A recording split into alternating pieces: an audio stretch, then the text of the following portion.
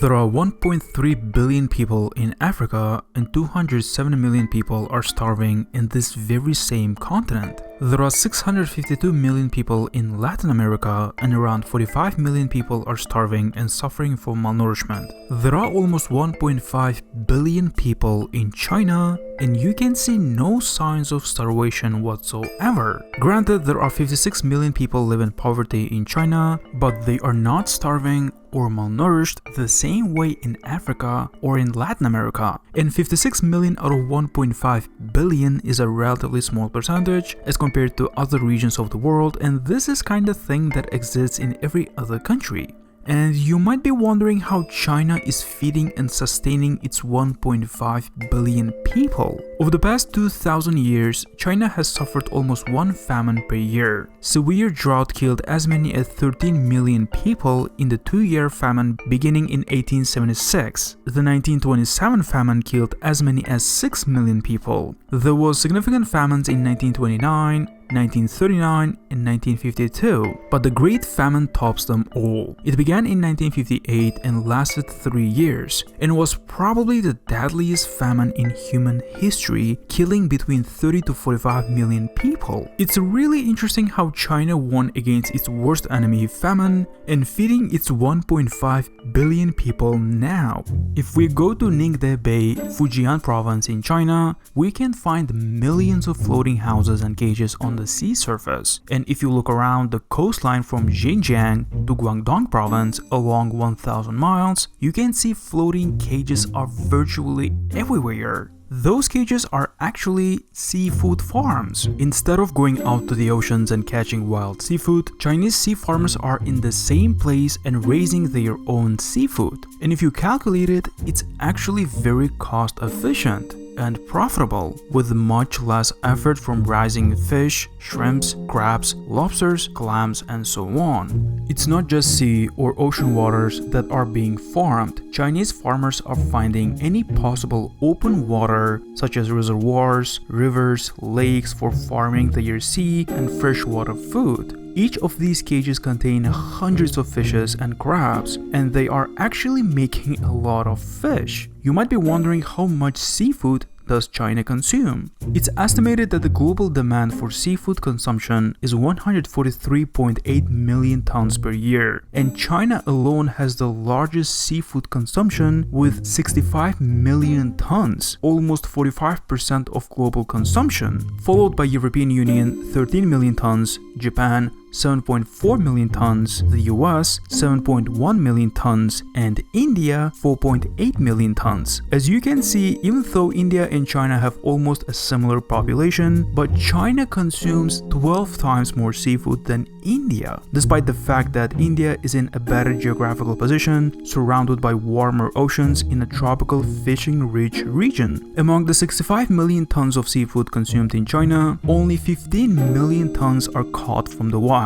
The rest, 50 million tons of seafood, are all raised by aquaculture fish farming. In contrast, 90% of Japanese seafood consumption is from the wild catch. And unfortunately, recently Japan also resumed hunting whales as well. Thanks to seafood farming, middle and lower class Chinese families can afford cheap seafood in their daily meals and avoid malnourishment and starvation.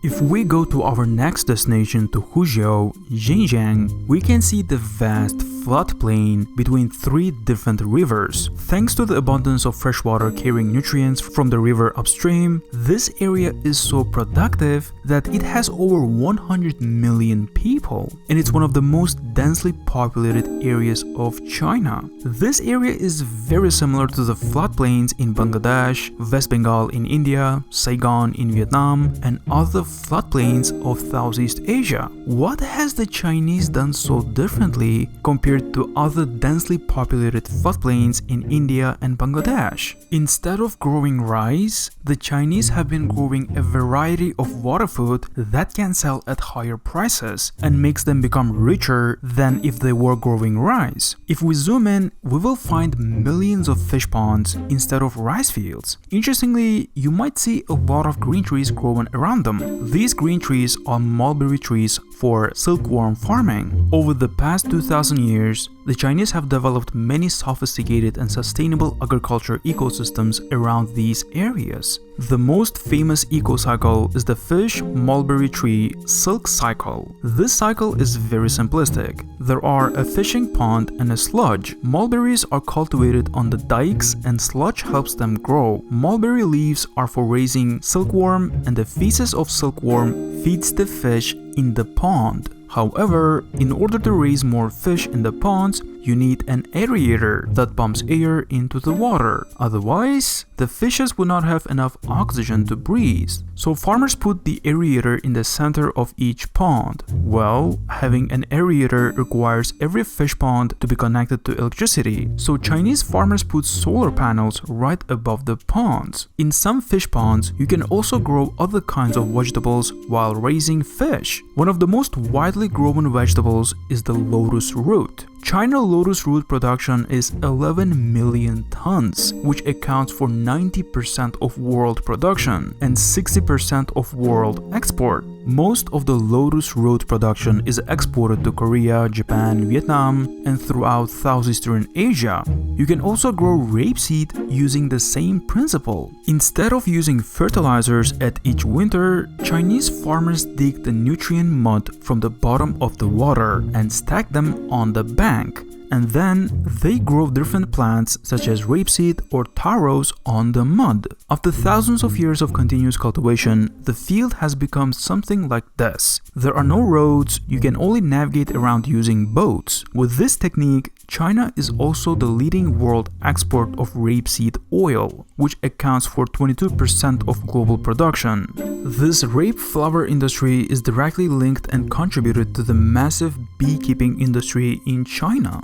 Bees thrive on rape flowers, and as a result, China takes over 30% of the global honey market with over 500,000 tons of natural honey production, and the next one being Turkey with almost 115 million tons of honey production. Actually, 1/3 of the honey consumed in the US is directly or indirectly from China. To avoid tariffs from the US, Chinese honey exporters would first export their honey to India, Philippines, Malaysia, and to other countries that have warm trade relations with the US. Then they change the labels and alter them to domestic production and sell them to the US. This is big brain time from the Chinese. If we go to Shandong province and if we zoom in, we can find millions of reflecting elongated houses on the plain areas. So they are greenhouses designed to provide regulated and controlled conditions such as temperatures and humidity for vegetables and fruits to grow. In the greenhouse, you can grow all kinds of different vegetables and fruits several times per year regardless of the time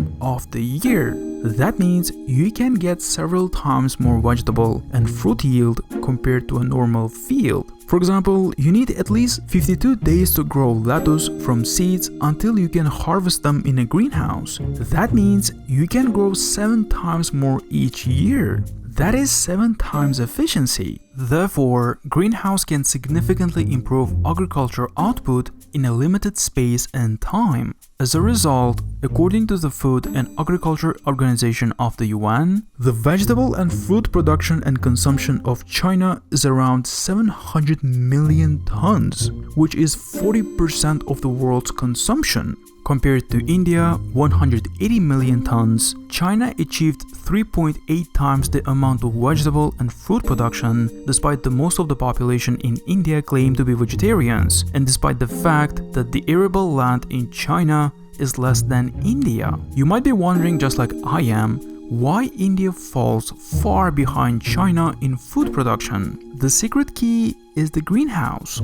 Thanks to greenhouses, Chinese people enjoy cheaper and a bigger variety of vegetables than any other country in the world all year round. China tops the chart in almost every kind of non-tropical vegetable production, far outpacing second place. China also completely dominates the watermelon production. China produced 79.2 million tons of watermelon in 2016. The second place, funny enough, merely 3.9 million tons in Turkey. and the global watermelon production was 111 million tons. China has more than a 75% chunk of the global watermelon market.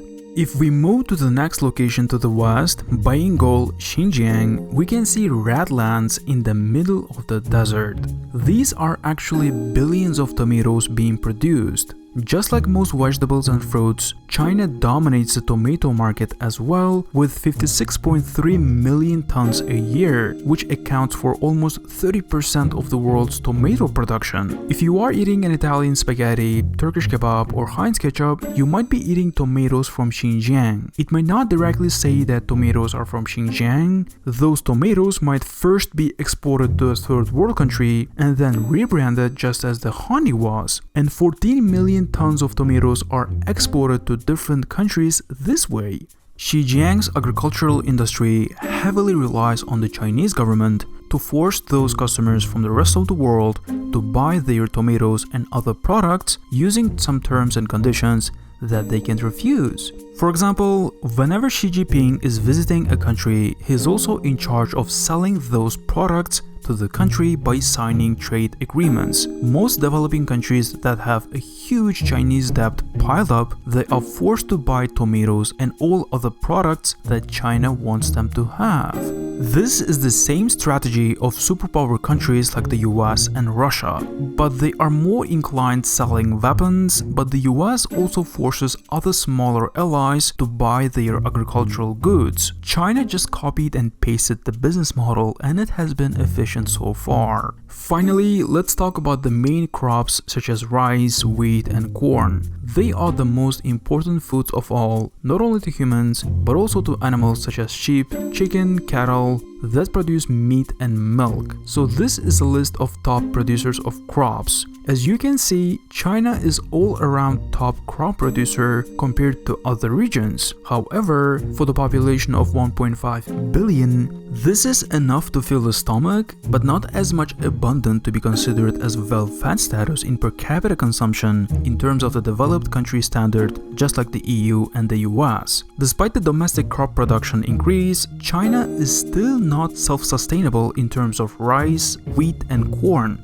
It has to import from 15 to 30% of its annual consumption from the rest of the world. However, those imported crops are for cattle and pigs, in which China is the biggest pork producer in the world, far outpacing the EU and the US. Paradoxically, China's worst enemy in terms of agriculture is that China is growing economically. Currently, there is just not enough arable land for China to produce enough crops to raise 1.5 billion people to the well-fed status. And what is worse, the arable land in China quickly shrinking as more and more land has been used for industries and urbanization. If we go to Hebei province, the great northern plain of China, where most crops are grown, and if we zoom in, the green fields are farmlands, and these white dots are actually villages and towns, each containing from 500 to 100,000 people. More and more people are getting rich and building large houses on the farmlands, and these green arable lands will be running out gradually. It's estimated that China is losing around 3,000 square kilometers area of arable land every year to urbanization. The Chinese government is trying to prevent it, but the huge momentum of urbanization is extremely difficult to control.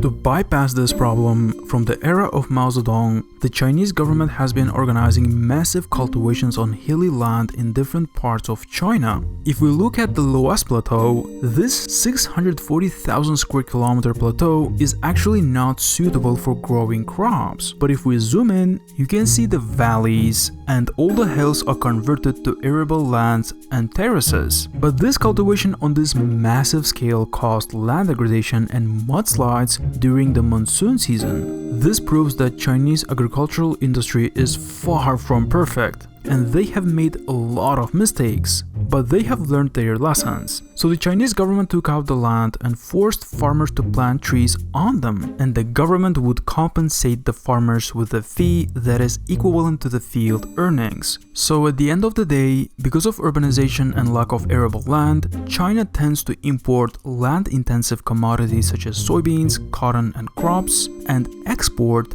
labor-intensive commodities such as fish, fruits, vegetables, and processed agricultural goods. And China has defeated its worst historical enemy, famine, and has been feeding its 1.5 billion people surprisingly well in the last 20 years. Well, that's pretty much it. What do you think how China is handling its food supply resources as compared to other countries with a big population? Let me know in the comment section below. And thanks for watching. Some interesting videos that I have been working for a while are coming up soon, so please subscribe and hit the notification button not to miss upcoming episodes.